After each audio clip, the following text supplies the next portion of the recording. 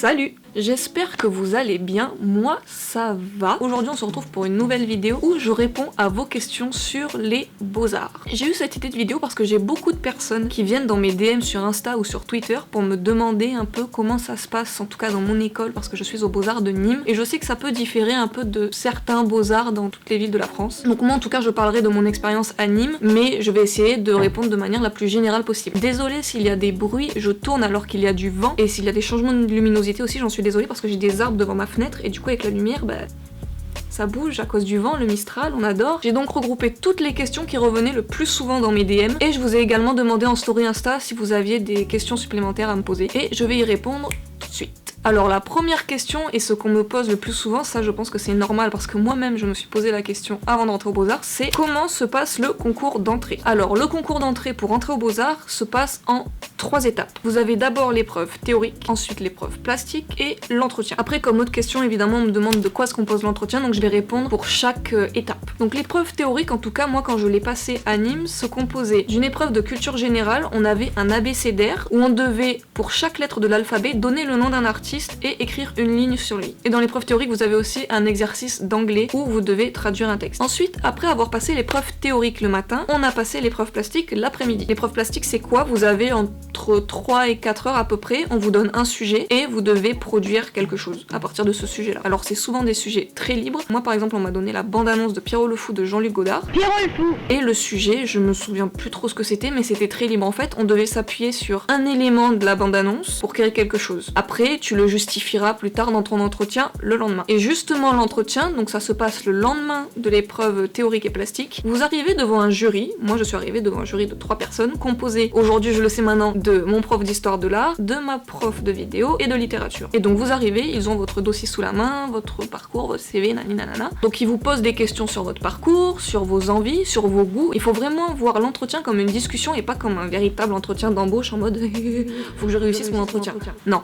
Faut le voir comme une discussion ultra ouverte d'esprit. Ils vont vous demander si vous avez fait des expos, les artistes que vous préférez, vos références entre guillemets, et vous allez leur montrer aussi votre portfolio que vous aurez préparé. Donc moi par exemple je suis arrivée avec un petit porte-revue avec tous mes travaux dedans parce que je faisais pas des grands trucs moi à l'époque. Je faisais beaucoup de A4 ou de petits formats, du coup je pouvais tout ramener dans mon porte-revue. Alors ne commencez pas à stresser si vous voyez des gens arriver avec des toiles de 3 mètres de haut, parce que j'en ai vu, et j'ai eu peur. Et ces gens-là, ils arrivaient genre avec 30 toiles, mais t'es plein les bras et moi j'étais là avec mon petit porte-revue.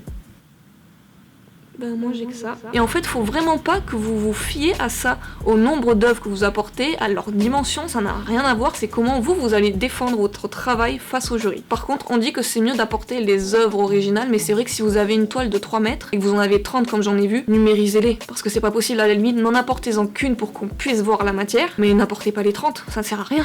Et d'ailleurs ne mettez pas 30 travaux, moi je crois que je devais avoir une quinzaine de travaux, même pas, et c'était des petits trucs. Et n'hésitez pas à apporter aussi des carnets de recherche, des trucs pas finis, des brouillons, des notes à la va-vite, des choses comme ça, parce qu'ils aiment aussi voir le processus et voir un peu vos recherches quand vous fouillez, vous êtes pas sûr, hein, pour voir votre patte en fait. Donc n'ayez pas peur, n'y allez pas en mode j'ai pas fini.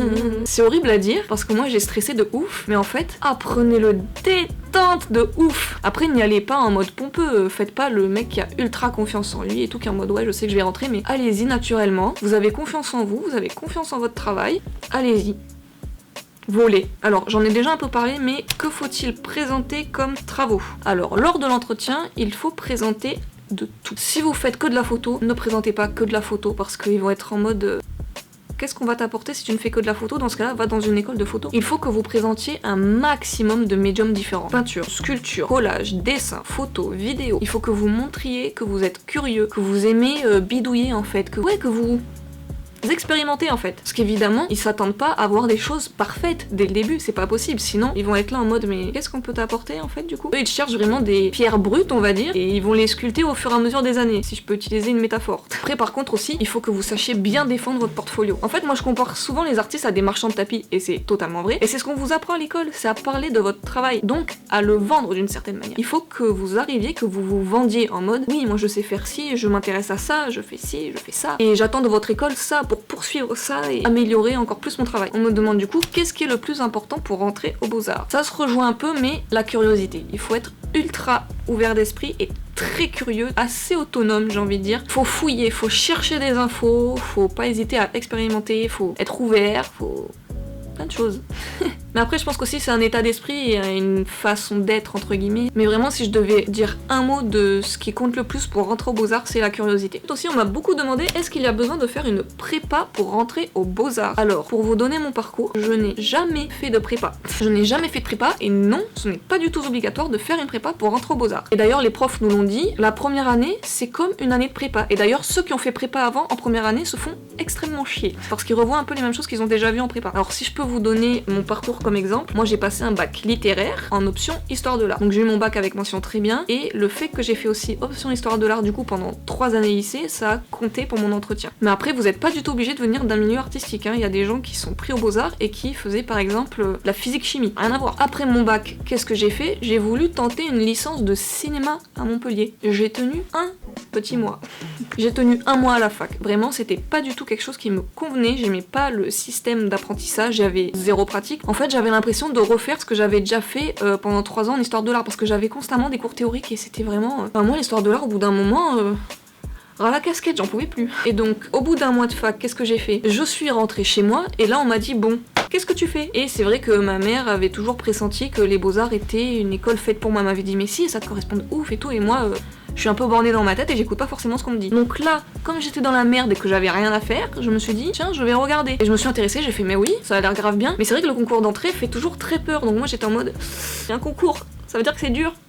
Et donc de octobre à avril, donc jusqu'au moment du concours, je me suis préparée au concours d'entrée. Je me suis fait 6 mois de prépa solo. Je suis allée voir des expositions, j'ai vu des films, j'ai lu des livres, j'ai fait mon portfolio toute seule, j'ai pris des cours d'art plastique dans une association pour être en mode bon, je veux quand même avoir un cadre de travail. Et j'ai également passé mon code de la route. Rien à voir, mais c'était un objectif personnel parce qu'on m'a dit bon, tu fais rien, charbonne un peu. Et donc ensuite, en avril, je suis arrivée au concours, j'avais tous ces mois de préparation dans ma tête.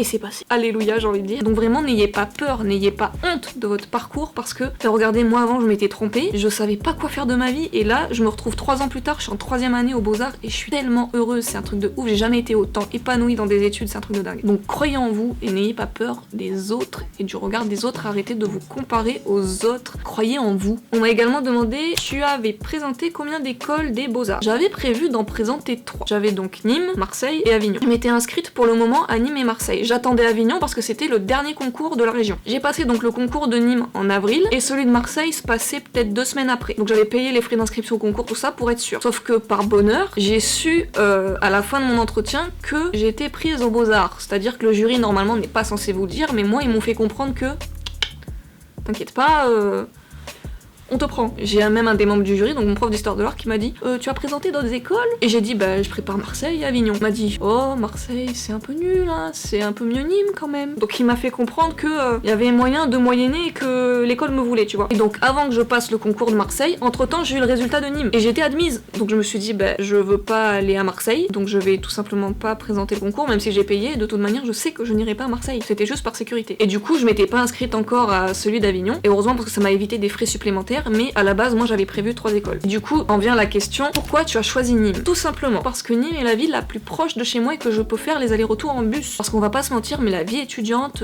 payer un loyer, faire ses courses, ça coûte très cher. En plus déjà du matériel dans les écoles d'art qu'on doit se fournir nous-mêmes et qui coûte relativement cher. Donc d'un point de vue financier, logistique, c'était le plus logique que j'aille à Nîmes. Et Nîmes a toujours été l'école dans laquelle je me suis la mieux sentie. J'avais même fait un stage de préparation au concours d'entrée qui était organisé par les Beaux-Arts de Nîmes. Et du coup, j'avais déjà un peu des contacts avec les gens de l'école, je connaissais un peu les têtes, les visages, les noms des profs, et ils me connaissaient aussi. Du coup, j'étais beaucoup plus familière à ce monde-là et beaucoup plus rassurée, et surtout par rapport à Marseille et Avignon. Ce que j'aime à Nîmes, c'est qu'on est dans un hôtel particulier, donc c'est un tout petit espace, on est une centaine d'étudiants, on est très restreint, on est en petit comité, on est un peu comme dans un cocon quoi, une bulle tous ensemble. Et je préfère ça moi plutôt que les grands espaces, je me sens pas à l'aise dans les grands espaces, et c'est aussi pour ça que moi j'avais pas aimé la fac, c'est parce que j'étais dans un endroit beaucoup trop grand, j'aimais pas du tout, et je me sentais pas du tout à l'aise. Mais après on va pas se mentir que si j'avais les moyens, je partirais à Paris, Lyon, même Marseille, c'est une très bonne école. Mais malheureusement, je préfère mettre des sous de côté pour justement, une fois que je sors de l'école, pouvoir me lancer dans le monde professionnel. Alors oui, question très importante, qu'est-ce qu'on vous enseigne? Alors je tiens à préciser, parce que beaucoup de gens pensent encore ça, on ne nous apprend pas à dessiner parfaitement gratuitement. On ne nous donne pas du tout de conseils techniques en dessin, en peinture, en tout ce que vous voulez. Pour moi, aux Beaux-Arts, on vous enseigne beaucoup au niveau des sens, du côté sensible. On va vous demander d'exprimer ce que vous ressentez quand vous voyez telle œuvre, à quoi vous pensez, à une façon de présenter vos travaux. En première année, on va vous faire tout voir, parce que, comme je vous ai dit d'ailleurs, ceux qui font prépa s'emmerdent un peu parce qu'ils revoient les choses qu'ils ont fait les années précédentes. En fait, ils font en sorte de tout vous montrer pour qu'ensuite, au fur et à mesure des années, ça se restreigne et que vous vous spécialisez. Moi, par exemple, en première année, j'ai vu plein de choses, et là, en troisième année, je dois plus choisir que 2 matières, et je dois me préparer pour le diplôme, donc avoir ma propre pratique plastique. Du coup, je me restreins de plus en plus, et je choisis maintenant mes médiums. Par exemple, avant de rentrer aux Beaux-Arts, avant, je ne faisais pas du tout de peinture, et en première année, j'ai découvert la peinture, je l'ai appréciée en deuxième année, et en troisième année, je l'explore un peu plus parce que ça pourrait peut-être s'intégrer dans mon travail plastique. Chose que avant je n'aurais jamais pensé du tout. Donc vraiment, c'est graduel. Et donc ça, oui, on m'avait posé cette question dans mes commentaires YouTube, à quoi ressemble votre emploi du temps? Alors je vous mettrai des captures d'écran des emplois du temps de la première à la troisième année, parce que c'est très compliqué de l'expliquer. En première année, vous avez un emploi du temps très chargé, vous avez des journées qui commencent à 9h, qui finissent très souvent à 18h. En deuxième année, c'est à peu près pareil, mais vous sentez qu'il y a des petits trous. Et par contre, en troisième année, moi en tout cas là, ce que je vis en ce moment, c'est que je n'ai jamais de journée complète. Soit j'ai cours le matin, soit j'ai cours que l'après-midi. De temps en temps, j'ai des rendez-vous avec mes coordinateurs pour mon projet, pour mon diplôme. Et encore, les heures de cours que j'ai, en général, c'est une semaine sur 2, donc il y a des jours où j'ai pas cours. Le lundi, je n'ai jamais cours, il faut le savoir. Le mercredi, je n'ai jamais cours, ou alors de temps en temps, j'ai des réunions avec mes profs coordinateurs pour qu'on se tienne au courant de ce qui se passe. Et le vendredi, dites-vous que je n'ai qu'une heure de cours. L'après-midi, c'est une heure d'anglais, donc je suis plutôt soft. Mais après, voilà, il faut pas tomber dans ce piège de oh, on n'a pas beaucoup d'heures de cours, donc je peux me reposer. En fait, c'est pas ça du tout. Moi, quand j'ai pas cours, je suis quand même à l'école. Enfin, sauf aujourd'hui. Là, on est lundi, j'ai pas cours, mais le lundi, je travaille à la maison. Ça va, laissez-moi tranquille. Et du coup, la troisième année, c'est une année qui est très autonome et il faut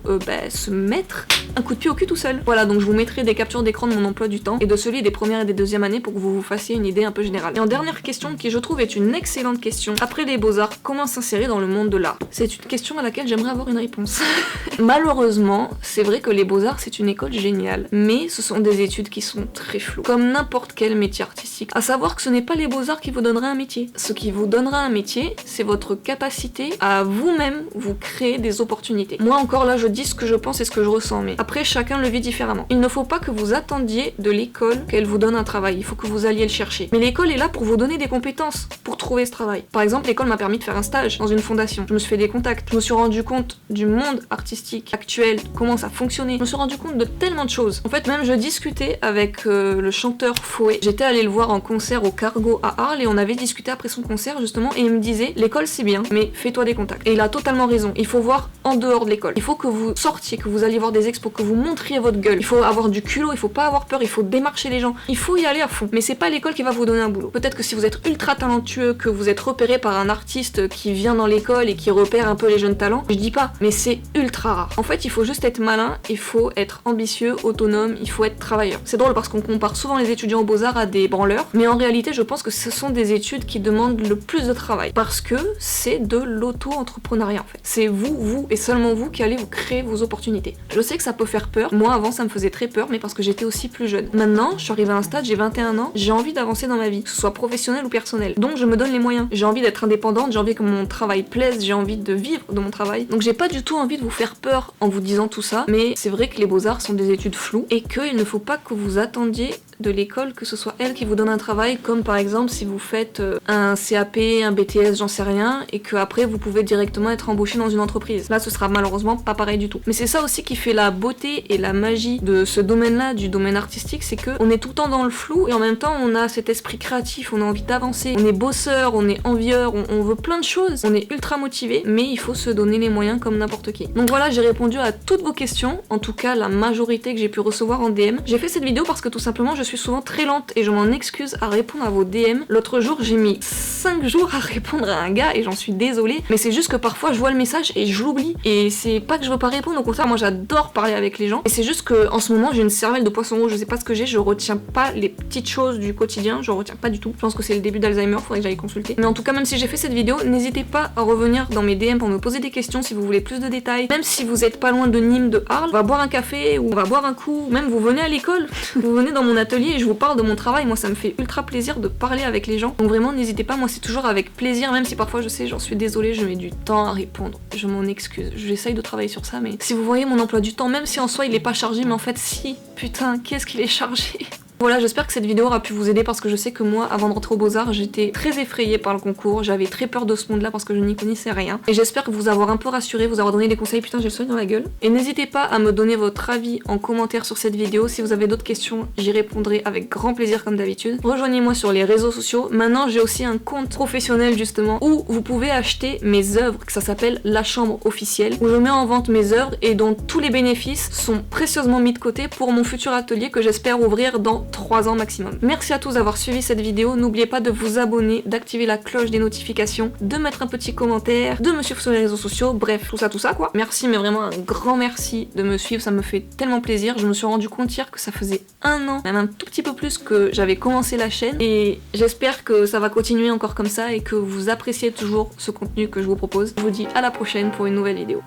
Salut!